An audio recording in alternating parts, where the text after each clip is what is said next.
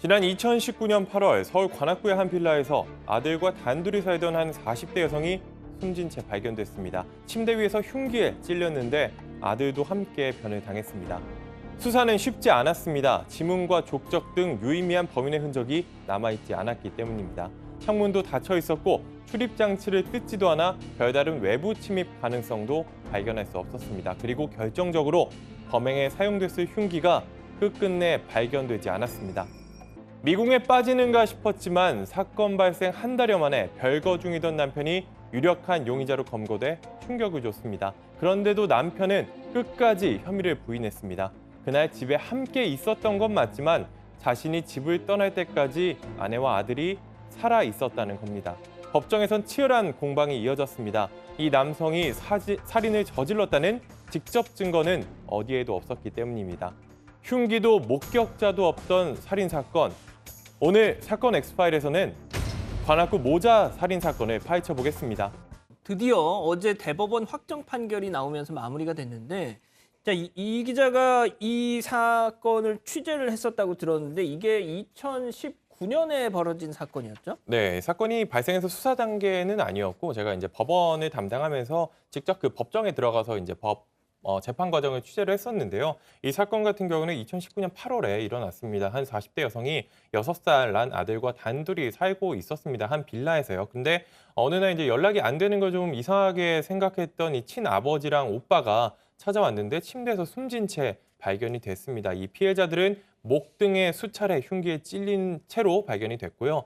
근데 좀 이상했던 거는 창문이 열려 있거나 현관문이 뜯긴 상황이 없었고 금품도 사라진 게 없었습니다. 그래서 여기에다가 이제 혹시나 모르는 성범죄 가능성도 없었거든요. 나중에 확인을 해보니까. 그러니까 얼굴을 아는 사람이 찾아와서 피해자들이 문을 열어줬고 이 잠을 자고 있는 무방비 상태에서 범행을 당했다 이렇게 파악이 됐고요. 그렇기 때문에 이 면식범에 의한 계획범죄 가능성에 무게가 실렸던 상황이었습니다.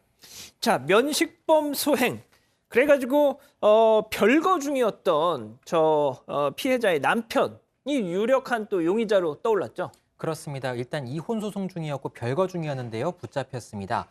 남편은 도예가였습니다. 다른 곳에 공방을 구해서 보통 도예가들이 공방에서 작업도 하고 잠도 자고 하잖아요. 그렇게 따로 지냈는데 일단 아내를 그날 찾아갔었다는 것을 인정했습니다. 다 같이 잠들었고 그 다음에 새벽에 아이가 잠꼬대를 깼다. 작업장에 가겠다고 이야기를 하고 집 밖으로 나왔다. 이런 식으로 일단 진술을 했습니다. 그러니까 자기가 나올 때까지 아내와 아이는 살아있었다. 자기는 범행의 피해자이다. 결백을 주장한 거죠. 근데 이게 사실 수상한 점이 한두 가지가 아니었습니다. 일단 아내 가족의 신고를 받은 경찰이 조사를 하면서 남편에게 사망 사실을 알렸습니다. 저도 이제 재판에서 현출이 돼가지고 그 목소리를 들었었는데 가족, 아내와 아들이 살해당한 사람이라고 보기 어려울 정도로 조금 좀 덤덤하고 목소리가 분위기가 이상했습니다. 보통 모르는 사람한테 전화가 와서 당신 아내와 아들이 숨진 채 발견됐습니다라고 하면 누구세요?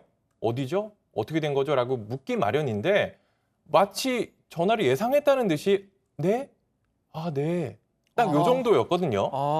그래서 전화를 걸었던 경찰관 역시 이런 변사 사건이라든지 살인 사건을 여러 번 이제 수사를 했던 베테랑 수사관이었는데 그 수사관 역시 그런 식으로 증언을 했어요.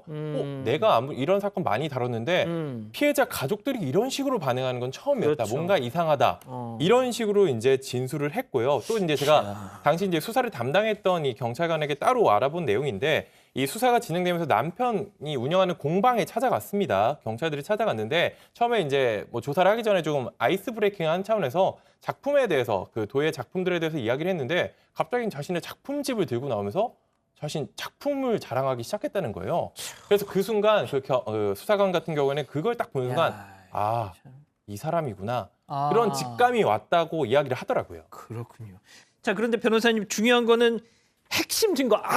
이 남편이다라고 딱 규정할 수 있었던 그 증거가 없었다는 거 아닙니까? 지금 피해자들이 흉기에 의해서 목숨을 잃었는데 그 흉기가 없었더라는 거죠. 의심가는 부분이 있었어요.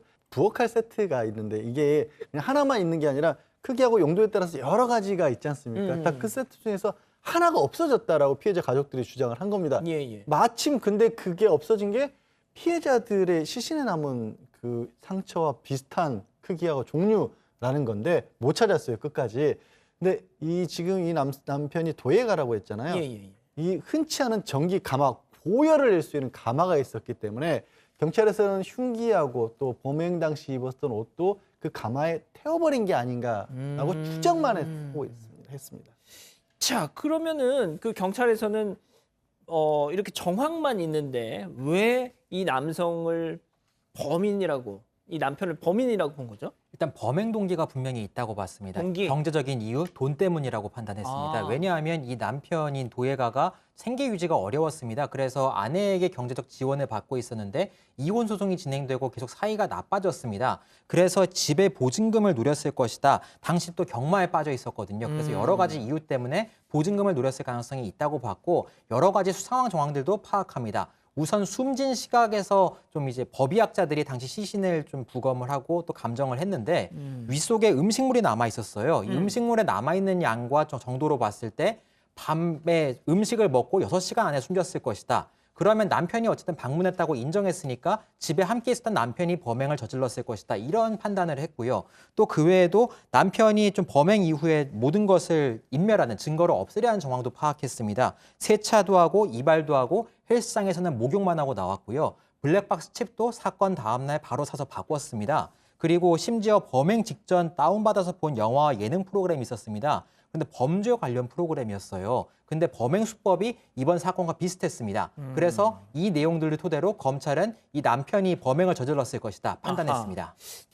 자, 그런데 재판에 넘겨진 뒤에도 뭔가 좀 이해하기 어려운 행동을 해가지고 재판부가 직접 지적을 했었다고요? 일단 제가 이제 재판 과정을 쭉 봤었는데 저도 제가 보기에도 왜 저러지 싶은 행동이 몇 번 나왔었습니다. 예, 예. 일단 이 가마 흉기를 태웠을 것으로 추정되는 그 가마와 관련해서 그 가마 기술자, 그걸 설치하고 또 그 가마 기술에서 잘 알고 있는 이런 증인들이 나와서 증언을 했습니다. 그런 과정에서 뭐 이런저런 얘기를 했는데 다른 증인들이 나오고 뭐 소아실학 법의학자들이 나오거나 이럴 때는 가만히 있던 이 피고인이 아니 당신이 그걸 어떻게 하냐 이런 식으로 갑자기 반박을 하기 시작한 거예요. 그래서 저 말 좀 하게 해주십시오 이러면서 막 반박을 하면서 이거 이렇지 않냐라고 했더니 이걸 가만히 듣고 있던 재판부도 그게 그렇게 억울합니까?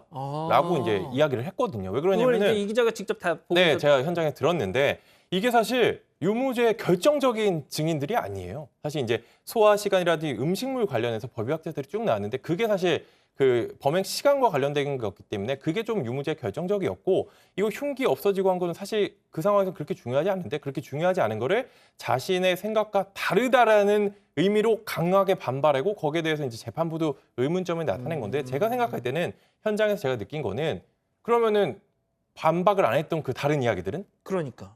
그거는 맞는 거라고 생각하는 거가 본인도 이런 생각이 들었었거든요. 그래서 결국 이런 태도도 좀 이상한 게 재판 과정에서도 여러 가지 이상한 상황들이 많았습니다. 자, 변호사님 1심부터 2심 대법원까지 쭉 유죄를 인정했어요. 네, 그렇습니다. 결정적으로 아까 말씀드린 것처럼 흉기가 없었어요. 사실 흉기가 되게 어떻게 보면 살인사건에서 굉장히 중요한 역할을 하는데 피해자의 소유였던 칼이 없어졌다는 것 말고는 흉기가 없었거든요. 예. 그런데도 불구하고 다른 가능성이 없다라고 지금 봤던 겁니다. 그러니까 피고인은 뭘 얘기하냐면 청부살인도 있을 수가 있고 다른 사람이 우리 저 아내를 해쳤을 수도 있다라고 얘기했는데 그냥 그럴 수도 있다이지만 그랬을 가능성이 실제로는 없어 보이는 겁니다. 아하. 그러니까 오로지 남아있는 가능성이라고는 이 피고인인 남편이 범인이라는 가능성이 남아 있었고 또 실제로 동기 또 성격 이런 것들도 어느 정도 뒷받침을 했다. 그래서 1심에서부터 무기징역이 선고가 됐고 항소심 대법원까지 그대로 확정이 됐습니다. 자, 변호사님 좀 짧게 직접 증거가 없는데도 정황만으로 유죄를 인정한 상당히 뭐 드문 사례죠. 많이 어느 정도는 있습니다. 그리고 이런 거예요. 합리적인 의심의 여지가 없다라는 겁니다. 다른 가능성이 아예 없다. 그런 겁니다. 그런 거군요. 알겠습니다. 자, 오늘 뭐 얘기는 이 정도로 정리하고요.